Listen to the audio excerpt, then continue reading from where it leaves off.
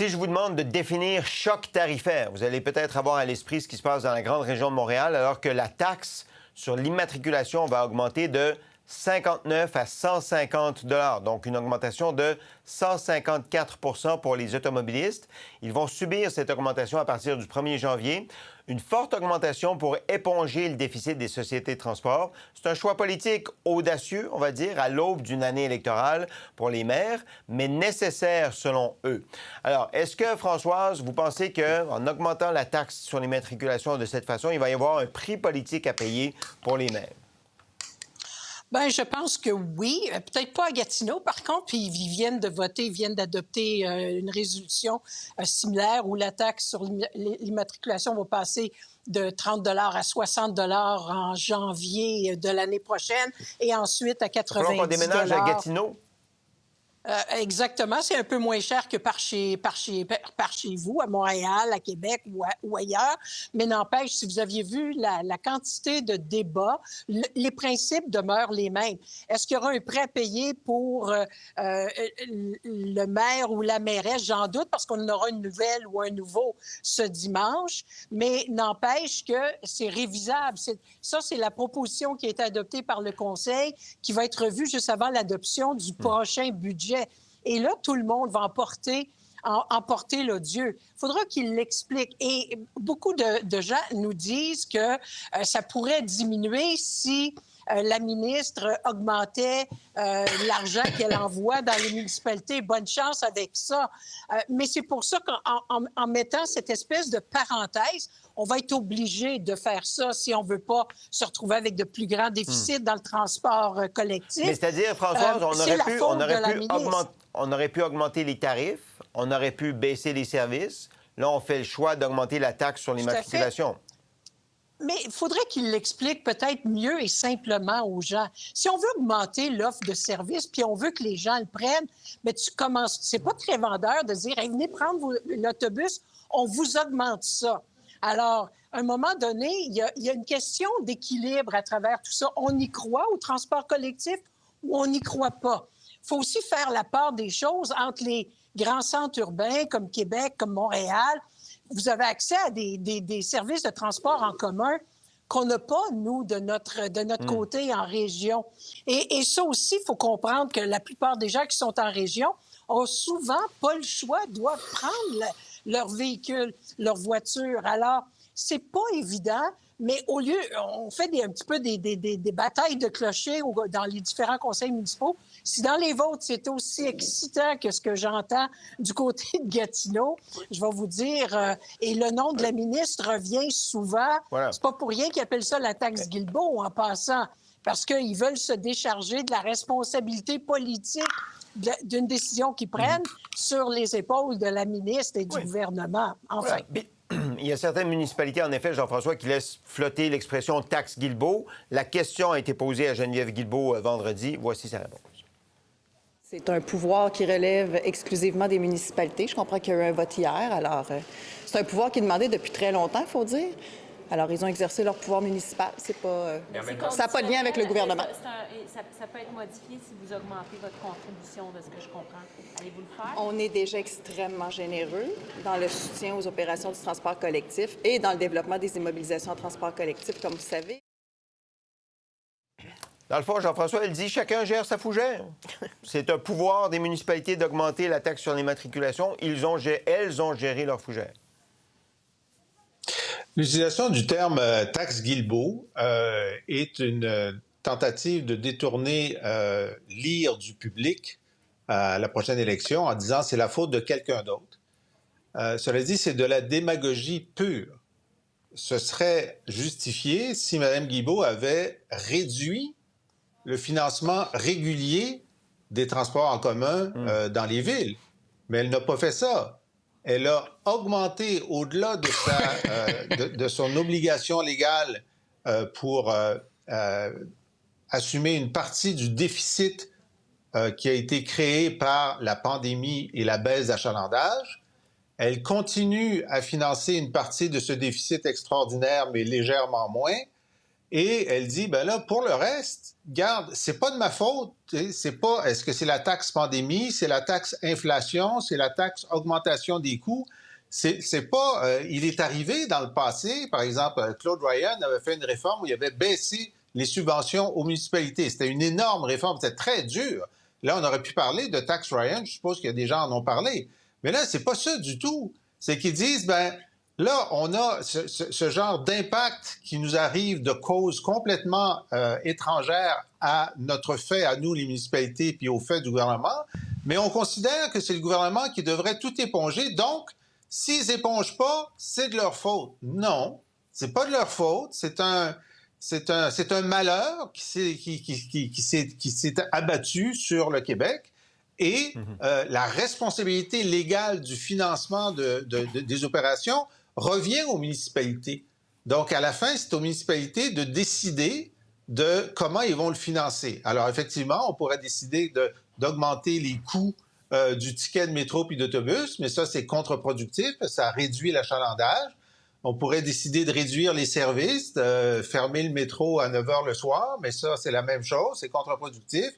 Et donc, la politique publique la plus adéquate, c'est d'augmenter le prix de la voiture pour que, à la marge, il y a des gens qui disent maintenant la voiture est trop chère, je vais prendre l'autobus et le métro ou le vélo. Bon, alors c'est la meilleure politique publique. Ce n'est pas la politique la plus populaire, hein? Parce qu'augmenter les matriculations, c'est jamais bon pour le vote. Alors donc, on est dans une bonne politique publique qui est de la mauvaise politique et on ajoute une couche de démagogie pure en disant c'est la faute de Geneviève Guilbeault. Ouais.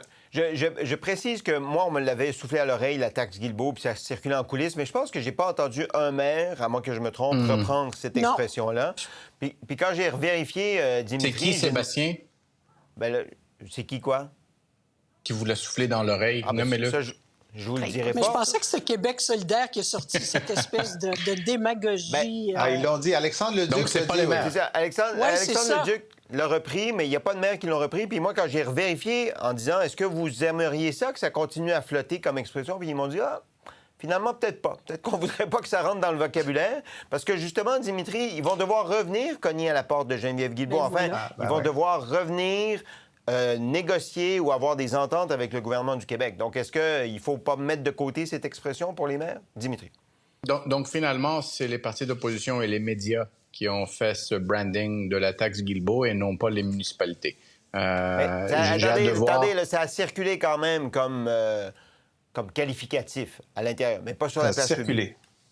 Ouais. Bon, revenons sur ce que Jean-François vient de dire, qui dit que c'est une excellente politique publique d'augmenter la taxe sur l'immatriculation.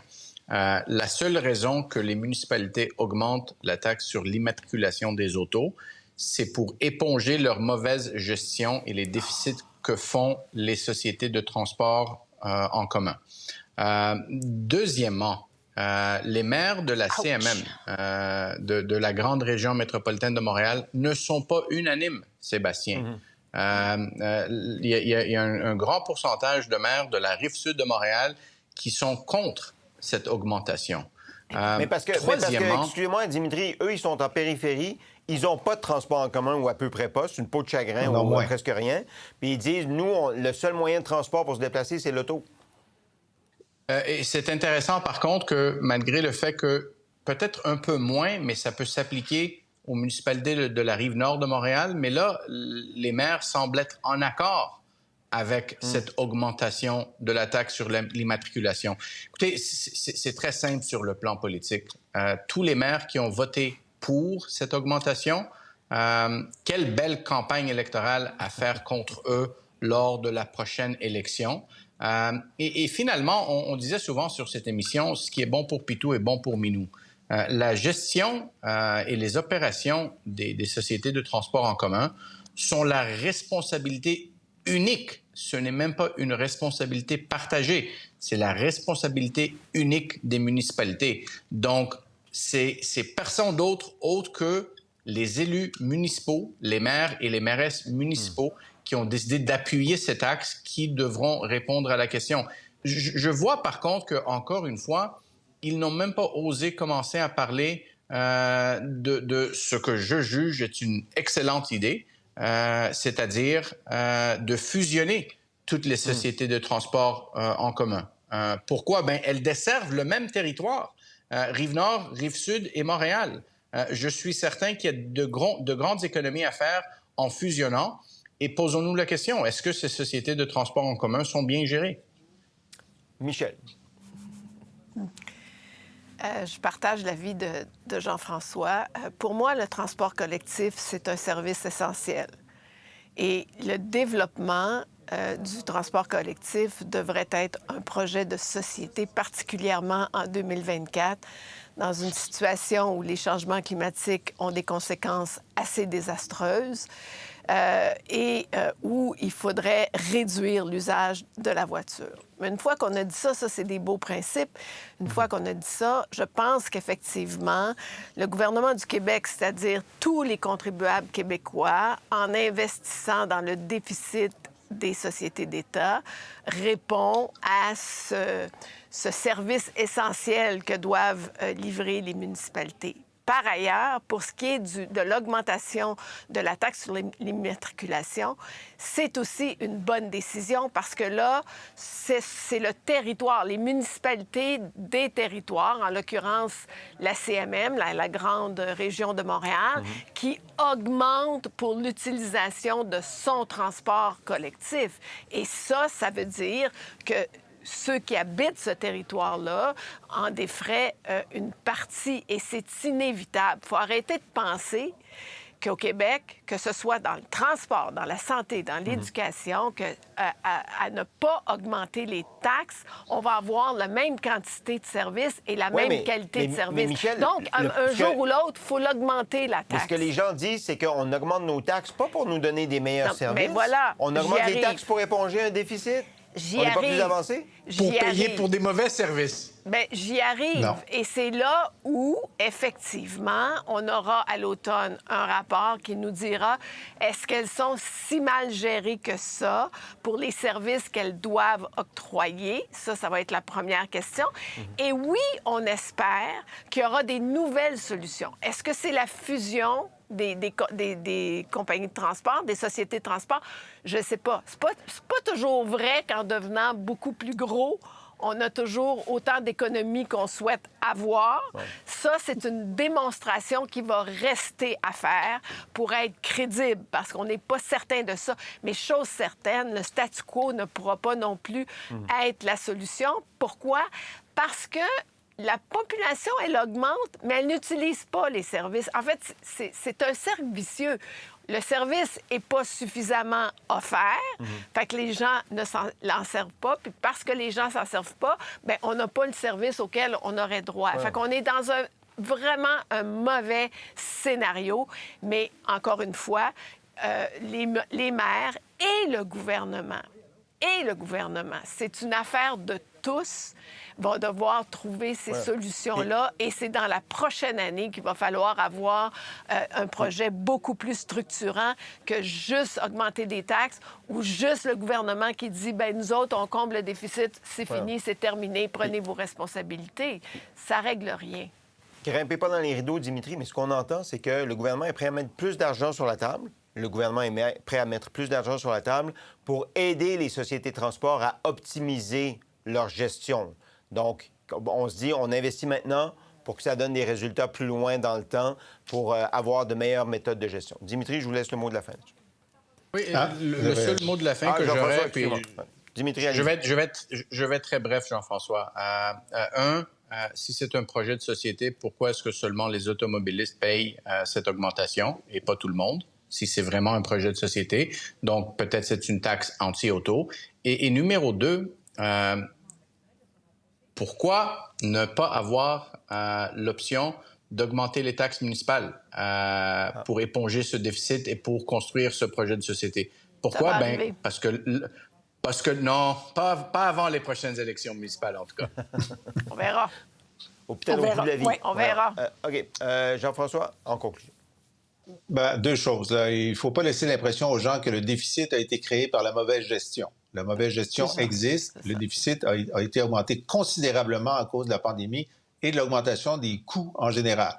Tant mieux si les audits qu'on va avoir à l'automne nous permettent de réduire de 10 le déficit, de 15 mais ça ne sera pas plus que ça. Alors, ce Non. déficit-là, il existe. Il n'est la faute de personne, sauf de ce que j'ai dit tout à l'heure.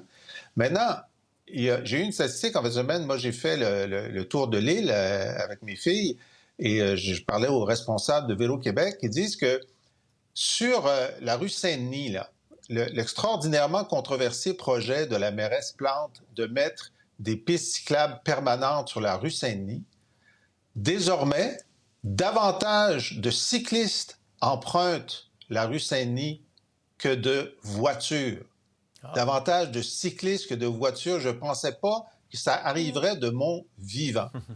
Ça veut dire que lorsqu'on offre aux gens des infrastructures de transport actif ou en commun qu'ils trouvent pratiques, ils vont l'utiliser. Et là, on est dans une spirale négative où, à cause de ces maudits déficits-là, on aurait tendance à faire autre chose que d'augmenter l'offre. Mais la seule façon de faire passer de l'auto solo au transport actif et collectif, c'est d'investir davantage. Puis l'objectif aussi de ces immatriculations, surtout en banlieue, c'est si on pouvait convaincre les familles que la deuxième voiture n'est pas nécessaire, ce serait déjà un énorme gain. Voilà. Mais Est-ce que ça veut dire, Jean-François, qu'il y a moins d'automobilistes ou simplement moins d'automobilistes qui utilisent la rue Saint-Denis? Non, je pense que... Je te reviens là-dessus demain. Bien, s'il y a plus de bicyclettes.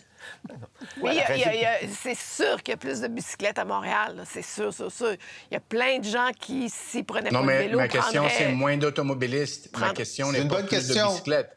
Est-ce qu'il y a moins d'automobilistes? Je vous dirais que probablement la réponse est non. Puis bonne chance à convaincre les familles en banlieue. Bonne chance à convaincre. Non, mais je comprends bien, vous adorez votre centre-ville, mais pour ceux qui habitent en banlieue avec des enfants puis avec des obligations, pas évident. Bonne chance de les convaincre d'avoir une auto. Mais il y a plus avoir une offre. C'est un monde différent. Faut avoir une offre. Mais faut avoir une bonne offre de transport collectif. Le partage de voitures, plus de transport collectif, plus de transport actif. Il faut une offre. On ne peut pas dire d'un jour à l'autre, vous avez 3 enfants, vous ne pouvez plus prendre d'autres voitures. Évidemment qu'on ne peut pas faire ça. Mais le statu quo, c'est rentrer dans le mur. Et il y a plus de voitures parce qu'on accueille plus de monde année après année. Tu sais, on oublie ça, là. Mais ça s'applique aussi pour les automobilistes. Là. Si tu accueilles 65 000 personnes de plus, puis majoritairement concentrées dans la région de Montréal, c'est sûr que tu vas avoir plus de voitures parce qu'ils vont pas tous être en vélo, puis ils vont pas tous prendre le métro. Bien, comme cadeau d'accueil, on devrait leur donner un vélo. Pourquoi pas? Coûterait moins cher. Bonne idée. Très bonne idée. Avec un truc pour 2 bébés en arrière, là. Voilà. Pour voir nos émissions en entier, rendez-vous sur la chaîne Ici RDI.